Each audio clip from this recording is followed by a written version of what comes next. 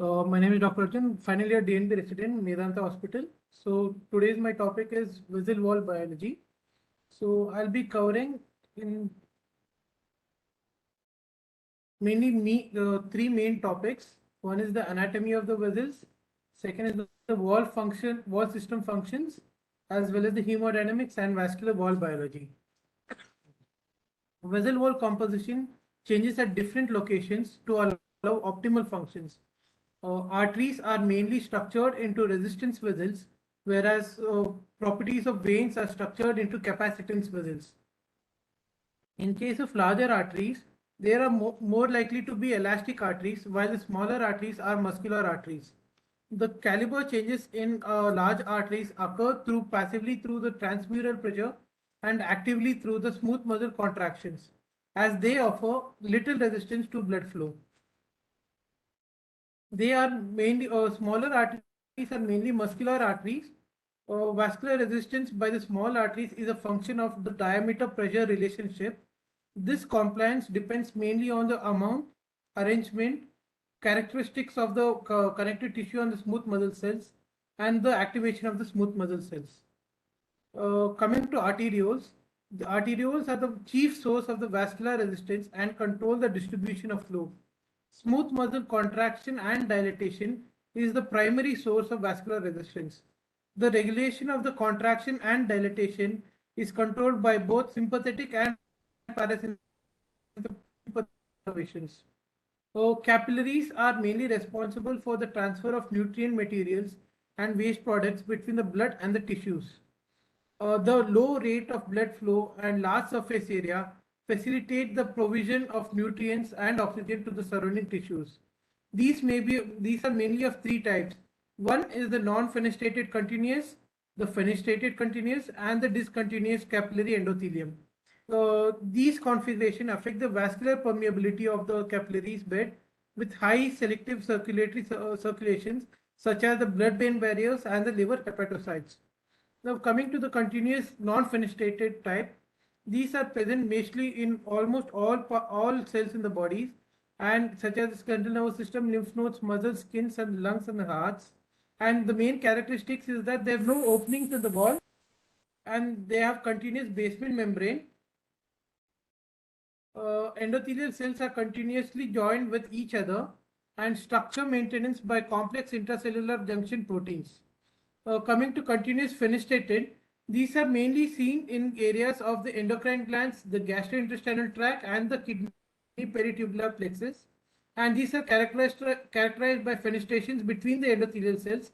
And these fenestratia are covered by a small and non-membranous permeable diaphragm and are continuous and have a continuous basement membrane. Coming to the discontinuous or the sinusoidal ones, these are mainly seen in the liver, bone marrow, and the spleen. And these are characterized by a larger lumen and larger gaps between the endothelial cells, and they don't have any diaphragm and have a discontinuous or absent basal membrane. I just wanted to show you a small tabular column. In here, you can make out that the vessel wall has the highest collagen as well as the compliance. As well in case of the arterial wall, the elastic fiber content, the central pressure, the shear stress, stretch force, pulsatility is highest in the arterial wall, and intrinsic propulsions are mainly predominant in case of the lymphatic walls. Now coming to the arterial wall anatomy, this is mainly made up of three layers, that is the tunica intima, the tunica media and the tunica adventitia. These layers are well developed and separated from three components. These boundary layers are nothing but the tunica internal elastic lamina and the external elastic lamina. Coming to intima, this is the innermost layer and luminal layer and extends from the lumen to the internal elastic lamina. It is lined by the endothelium, and the actual intimal layer is characterized by mainly of three types of cells, that is the few scattered leukocytes, smooth muscle cells, and also have the connective tissue. The matrix fibers consists of the elastin, collagen, as well as the proteoglycans. The endothelium is made up of simple squamous epithelium, and consists of a continuous layer of polygonal or elongated endothelial cells. The cell thickness varies about zero point 0.1 micrometer to 1 micrometer, and it's in participation in both physiological and pathological process.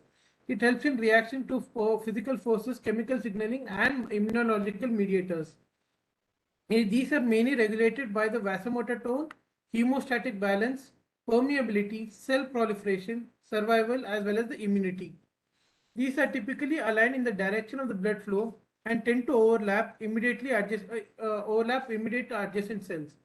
The membranes of the adjacent cells are mainly parallel and separated by an intercellular space of 15 to 20 nanometers in size. Sites of former attachment include the tight junctions, that is called as the zona occludens, as well as the adherence junctions, the zona adherens. Large artery endothelial cells have a well-defined, well-developed system of tight junctions. Due to high rates of pulsatile blood flow, they become looser as they transition to arterioles and capillaries. And these tight junctions, also zona occludens, also help in maintaining the polarity of the cells. Coming to zona adherens, these are less common and exist mainly in the larger arteries and permit endothelial cell communication and movement of ions, metabolites, and regulatory factors. The endothelial cells are covered by a glycocalyx responsible for the antithrombogenic property of the endothelial cells. The glycocalyx reduces the friction from the blood flow and serves as a barrier to fluid loss through the vessel wall. During the time of inflammation, the glycocalyx is shred off, permitting attachment of the leukocytes, transport of water and microvessels, initiating development of atherosclerotic lesions. Coming to the basal lamina, the basal lamina borders the endothelial cells on the abluminal surface. It is mainly involved in regeneration and attachment of the endothelial layer and acts as a barrier to the cellular migration, maintains hemostatic balance, permeability, and immunity. It mainly consists of two zones: the laminar rara, that's inner clear zone, which mainly contains glycoprotein laminin, and the second zone is the lamina densa. This is nothing but the dense fibrillar zone, mainly contains type 4 collagen. These are mainly formed by the glycoprotein addition molecules such as the laminin, enactin, fibronectin, thrombospondin, proteoglycans like heparin sulfate, microfibril of collagen type 4 and type 5. These mainly mechanically strengthen the wall and provide pliable extensive bond between which permits endothelial cells to comply with changes in the configuration related to cardiac pulsation and to the vessel torsion and flexion. Coming to internal elastic lamina, this is mainly composed of elastic fibers of about 70 to 100 nanometers in thickness. This separates the subendothelial layer from the medial layer. Both abluminal smooth muscle cells and the luminal endothelial cells are responsible for the formation of elastin and internal elastic lamina synthesis. In large arteries, the internal elastic lamina and the elastic lamina may function as a barrier to macrovascular accumulation. Defective in the internal elastic lamina results in abnormal attachment with endothelial cells, causing gap entry of macromolecules, lipids, leukocyte into intima. In advanced plaque, fragmentation of the internal elastic lamina and disruption of the medial layers is observed. Structural defects within the internal elastic lamina are directly implicated in the sets of intimal thickening. Coming to the medial layer, this mainly extends from the internal elastic lamina to the adventitia and is a porous heterogeneous medium consisting of endothelial cell matrix space with embedded smooth muscle cells. It mainly consists of the smooth muscle cells, the elastin and the collagen fibers, which are arranged in a highly organized fashion. At low and physiological pressure, the media is the chief determinant of the arterial properties. So arteries are basically classified into elastic and muscular based on the cellular and fibrous components of the media. In case of elastic arteries, it is well defined. Elastic lamina and collagen fibers are prominent in the media. The connective tissue fibers are less frequent, And the example mainly seen in the heart, aorta, or basically the bigger vessels. And here the lamina units are in aorta is about 40 to 60 and decreases from heart to the periphery. Here, one thing to be noted is the lamina, with aging, the elastin is slowly degraded and replaced with collagen. This causes the vessel to be more stiffer and leads to reason for the hypertension. Coming to muscular arteries, these are mainly seen in the second and the third order arteries, and it mainly consists of the primarily smooth muscle cells and fewer connective tissues. Non-parallel branching elastin strands increases in capacity to change in the diameter under neurohumeral stimulation. Like example are the femoral popliteal or the radial arteries. Coming to the adventitia, the final layer, it extends from the external elastic lamina to an ill-defined boundary, continuous with the perivascular connective tissue. Cells are more sparse and consist mainly of fibroblasts. The aorta has minimal fibrous connective tissue and large muscular arteries, prominent elastic and collagen fibers. This mainly contains the vasa vasorum and the nerves. The important function of the adventitia is that it acts as a reservoir for progenitor cells as well as the pericytes and the perivascular adipose tissues. Basically, pericytes are nothing but they are an important source. They are the important source of progenitor cells, which play a role in vasculogenesis and angiogenesis. The perivascular adipose tissues acts to protect the vessels and function as an endocrine glands. Coming to the vein wall anatomy, the venous system is adaptable with unique mechanism for accommodating hemodynamic stress. The abundance of adventitial collagen as well as the lack of medial elastin allows the vein wall to accommodate 60 to 80% of the body's blood volume. Intima, one layer of endothelial cells sitting on incomplete elastic basement membrane, and endothelial cells produce vasoreluctance and platelet inhibitors such as the PGI2 and the nitrous oxide. The nitric oxide also negatively affects the expression of chemical mediators, secretion, and inflammatory cell adhesion molecules, including the ICAM2 and the ICAM1 and the VCAM1. Coming to media, it is less developed than that of the arterial system and may contribute to varicosities in the lower extremity veins. The smooth muscle cells of this layer, held in quiescent state by various factors such as the tumor growth factor beta, downregulates mitogenesis and stabilize the endothelial cell matrix. Heparin-like molecules neutralize fibroblast growth factors to downregulate cell proliferation. When in case of injury or changes to the environment, as when veins are exposed to the arterial flow, can increase the rate of proliferation and apoptosis. Adventitia is the thickest layer in the vein, and larger veins have abundant collagen fibers. The vasa vasorum is much more extensive compared with arteries, and the low oxygen tension is the possible explanation for this phenomenon. Venules are the smallest of the venous vessel, formed from confluence of several capillaries, and they measure about 10 to 50 micrometers in diameter and 50 to 650 micrometers in length. Venules don't have any smooth muscle layer. During inflammation, the main site of during inflammation is the main site of blood cell diapedesis and tissue exudates from circulation to interstitial fluid. Venous valves, these are characteristics of a small and medium-sized veins that is less than 2 mm in diameter. These are composed of local intimal semilunar infoldings of wall intima. Reverse velocity for for vein closure, reverse velocity of 30 centimeters per second is required. The structural valves are composed of mixed collagen and elastin fiber core of connective tissue covered by thin endothelium, making them stronger and more elastin than that of the vein wall.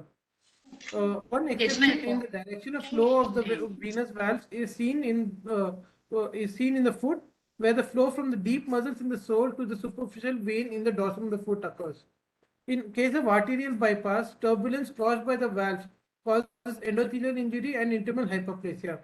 In case of chronic venous insufficiency, there is reduction in the number and abnormal high pressure causing to remodeling of the vein.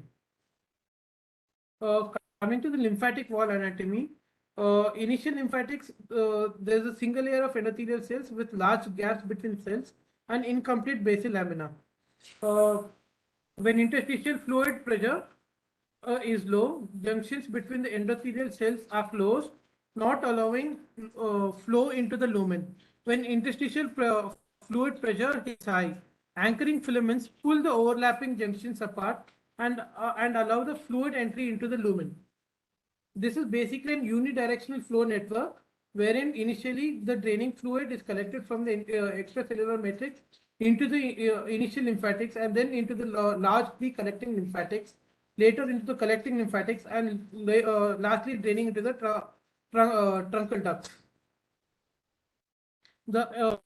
Coming to the molecular identity, the endothelial cells are molecularly distinct between the arteries, veins, and the lymphatics. Ephedrine B2 is an identification molecular identity for arteries, and ephedrine B4 for the veins, and vascular endothelial growth factor RE for the lymphatics. Coming for the arteries, the vascular endothelial growth factor R2 shown in the figure diagram is essential for the expansion of ephedrine B2, which is the main molecular identity for the arteries. Here, the vascular endothelial growth factor R2 stimulates the delta-like ligand, that is the DII4, and which in turn stimulates the Notch receptors. Here, the Notch receptors acts in two manners. One, it acts as an arterial identity and suppresses the chicken oval upstream promoter transcription factor 2 that induces the venous identity.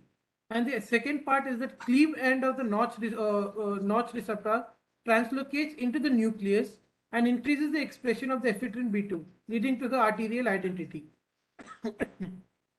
During the time of inflammation, it helps in differentiation in the macrophages, and which is associated with atherosclerosis. Coming to the veins and the lymphatics, the first diagram is for the veins. Here the COP-T42 unit is an important venous identity, and it acts by expressing the ephedrine B4. It also inhibits the Notch/DII4 receptors, which in turn suppresses the ephedrine B2 expression, which I told you before is nothing but an identity for the arteries.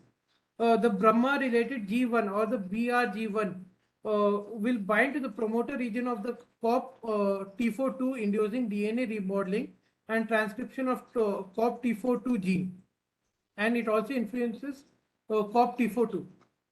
Coming to lymphatics, three main identity markers are the PROX1, the VEGFR3, as well as the SOX18. Here the main thing is the PROX1 is essential for the formation of the lymphatics. The COP-TF and the SOX18 is required for the activation of PROX1. VEGFR2, R3 has a negative feedback with PROX1, and this maintains and regulates the lymphatic cell fate.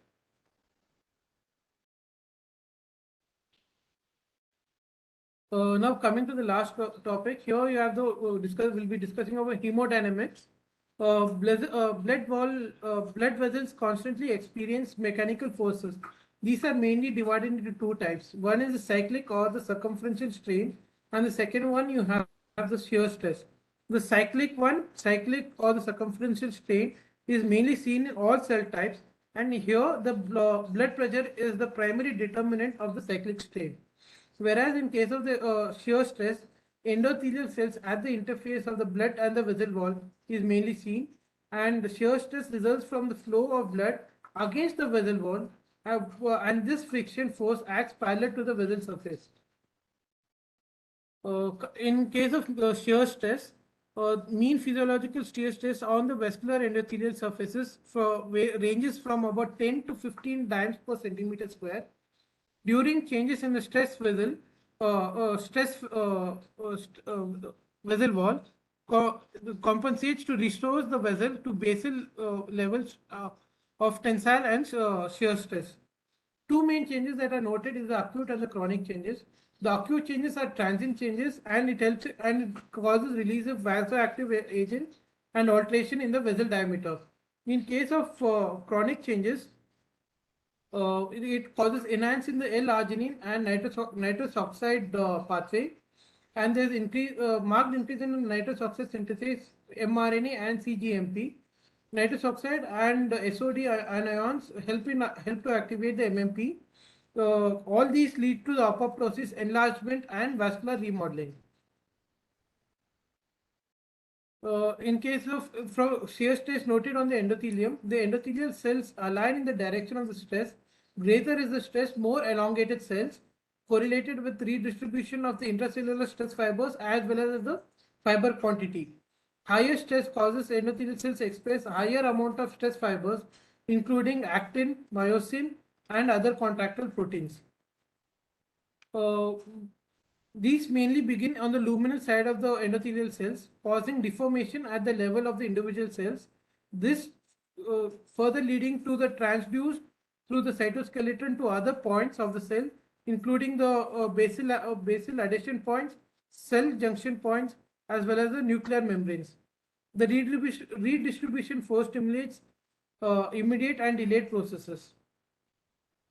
Cell membranes respond by activation of stretch-induced ions, phospholipids, and integrins, whereas the nuclei upregulates the production of platelet-derived growth factors, endothelin-1, nitrous oxide synthesis 3, TPA, ICAM-1, and tumor growth factor beta. In case of stress, two main enzymes that are increased are the ICAM-1 and the VCAM-1. During the oscillatory stress, both these factors are reduced. Circulatory stress, it represents the constant rhythmic deformation of the vascular wall caused by pulsatile hydrostatic pressure linked to oscillation of systole and diastole. Both endothelial cells and the underlying vascular smooth muscle cells are subjected to such factors and are susceptible to altered phenotype and changes in the morphology. Smooth muscle cells are uniformly aligned perpendicular to the direction of the stream vector in the circular fashion. When exposed to cyclic strain, smooth muscle cells increases the proliferation and fail to align.